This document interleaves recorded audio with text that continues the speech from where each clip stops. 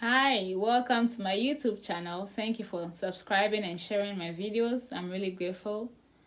And today we're going to talk about long distance relationship. Yes, long distance relationship has a lot of theories and stories behind it. It's personal experience I'm about to share. I am not an expert in relationship, but I just want to share my experience. I did a long distance relationship for 8 years, and it was a whole journey on its own. It has its up and downs, it has its good side and its disadvantages, but it takes a lot of determination to make it work. You need to zone out, you need to cancel all the noise. There are so many distractions. People will be telling you it doesn't work, it never worked for them. That is them. It works for some, it doesn't work for some. It all depends on the factors surrounding it. So someone's situation will not be the same as your situation. And you have to be determined, focused on one goal. If you're meant to be with that person and you really like the person and it's worth fighting for. So you have to put a lot of work into it. It takes a lot of time, it takes a lot of money.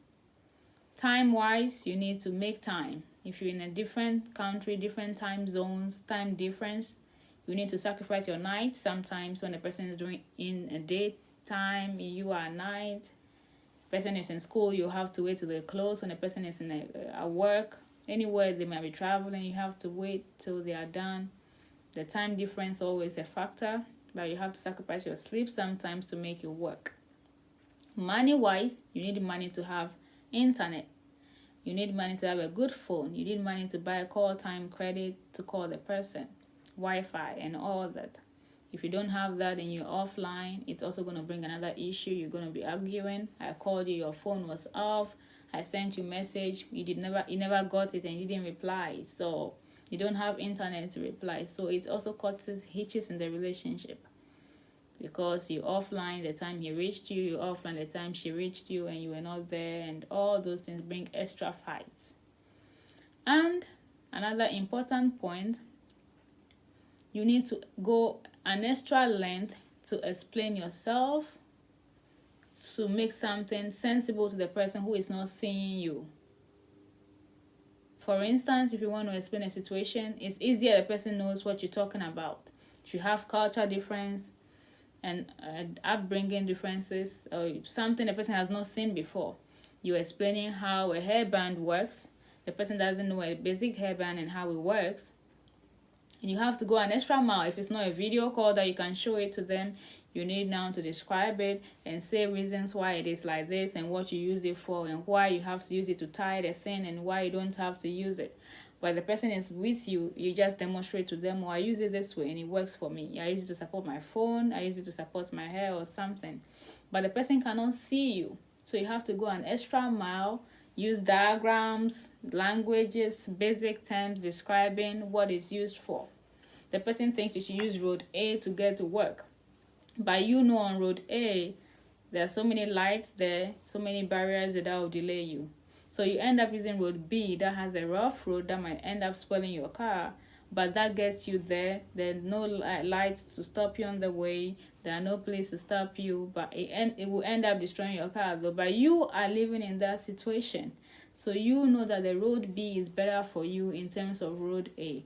But the person on the other side just assumes road A is smooth, it won't damage your car. So you should use road A.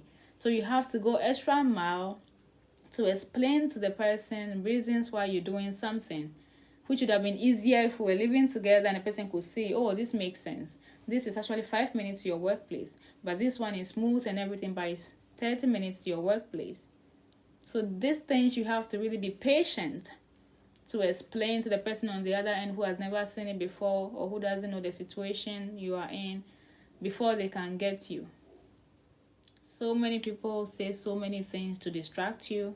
If you happen to be a female, surrounded by work colleagues, schoolmates, neighbors, church mates, people tell you, why are you waiting for this person? Do you know what they are doing back there? Your time is going, your clock is ticking. The fact that you're in a relationship doesn't mean you should be uptight. You should also open up, mingle, go for events and all that. And through that, you end up meeting people. So many men out there, so many women out there who might distract you. Whether you are even married or not, they're still going to come at you. So imagine you're just in a relationship, they will tell you are not married to the person yet. What are you holding on for? Mingle, you never know. It's not safe to just focus on one person. But if you know yourself, you know your partner you're dating, you know the goal the two of you have, and you know where you want to get to within a certain time, you would have to stand all those temptations, resist them. It's very tough, but you have to do it. Resist them for the greater goal. The distractions are going to come, the negative talks are going to come, but it's up to you to decide what you want to do and pay no ears to naysayers. Just focus. So focus on what you're doing. If you have people around you who give good advice, some would advise you on to what to do about what and what, but it all depends on you. You know what situation you're in, you know who you are with. So as I said, it takes a lot of time. You need to make time to visit each other, to make time to travel, see the person, make time for the person. When the person comes to you, you need to spend quality time. When the person comes down to you, wherever you are, you need to cancel everything. Make sure you take leave of work, you take vacation time, spend quality time with the person. Even if it's just 2 weeks or 1 week or 3 days, make sure you dedicate one full day or two to just making the person feel settled and comfortable, because the person they obviously left behind something important as well to come visit. So then you focus on the person and ignore all other people for now, because the person just for a short time visit and will go back. So you have to make sure you take the person around, show them your daily basis, how your life goes when you wake up in the morning, how you go to work, school, farm, church, whatever you do. Involve them in that. Let them see the life and how you're living. And that would make it easier for them to understand you next time you're talking about how church is and how your farm is doing. They will picture it because they've seen it. They know what you're talking about. So they'll remember, oh yeah, your farm has lettuce, your farm has cabbage and all those stuff. But if you don't open them up to how your daily life goes, then you'll be having hitches, you'll be having issues, quarrels, because they don't know what is going on.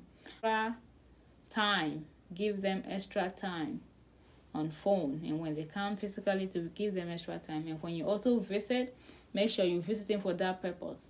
You have to put your phone aside, put everything else aside, and focus on your vacation. Enjoy yourself, spend time with that person. Through spending time, you get to know more about that person. People are closer now in the same space, but they are very far apart in their heart. People live in the same room, but everybody's on the phone. There's technology everywhere. There's internet. People are looking on their phone all day. People are working from home. There's never time to communicate. So make sure that you leave everything aside. Focus on each other. Have a good time. Take vacations. Meet their friends. Meet their families. It's very important to meet those people. Families, meet people around them to know how their life is. For all you know, there are other people who have secured a position before you, and you just travel to some place to see your partner, and you don't know whether they are dating somebody already, whether they have somebody, and you've never been introduced to anybody. Make sure you get introduced. Make sure you get introduced to their friends, their family, their church members. It doesn't really guarantee anything, but it shows something as well. Make sure you know how their life is, what they do on a daily basis, what they do on weekends. Meet their friends, meet their families. Make sure you get introduced. Know the basic people in their life so that they will also know you exist. You might be dating somebody, but you are not. You're dating them alone. They are not dating you. The fact that you're visiting them doesn't mean that you're their girlfriends. It's just convenient for them to invite you over. So be inquisitive, ask questions, get clarity, open your eyes, pray for guidance. Sometimes you do all that, but it's still going to fail. It's not your fault. You have tried your best. Don't mourn about it. Just move on. Pick up the pieces. Start afresh. So relationship, whether distance or close, it's all up to you. Some people are close, but they are farther apart than you can think. They don't see each other. They don't talk to each other. They don't communicate to each other. So it's all about you. Stay focused. Zone out all the noise, all the negative things people say. Try it out. If it works for you, fine. If it doesn't work for you, it's not for you. So just try it out. It is very important to keep evidence. If you're in a long distance relationship and you have plans of migrating to the person's end or the person coming down to you or anything, you have to keep all those little emails, moneygrams, money transfers, photos together, the stamps in your passport when the person visits, when you visit. All those things are little evidence the embassies will ask you for to show that the relationship is authentic. It's not just arrangements or fraud or anything. So you need to keep those little messages, emails, voice notes, anything that you use to communicate. Passport, money transfers, properties together, kids together, birth certificates, DNA, whatever, anything you have in common to show that you're dating this person and that you and the person have something serious going on, because the embassies are going to ask you for photo evidence and all other evidences. So if you're dating a person for 8 years and the person has never come to see you, there should be a question mark there. That's just fair enough to ask. And if you have all these visits, the stamps in the passport shows that you've gone to visit the person has also gone to visit you. You can present those things, make your case more authentic, and your likelihood of getting the visa to visit the person or live with the person is high. Unlike going empty-handed with nothing at all. The same apply for the marriage visa. When you have the marriage certificate, the marriage photos, the CDs, whatever, you add them to it. You see people carrying a whole book, a whole album, and everything there just to prove that truly they legally married and all that. So keep all these evidences, not because you want to prove a point to anybody, but you might need them in migrating to the other end where the person lives to start your life. So keep the evidences, zone out the noise, invest time and money, stay focused, and it might work for you. If it doesn't work, move on, try something else, and have a good day.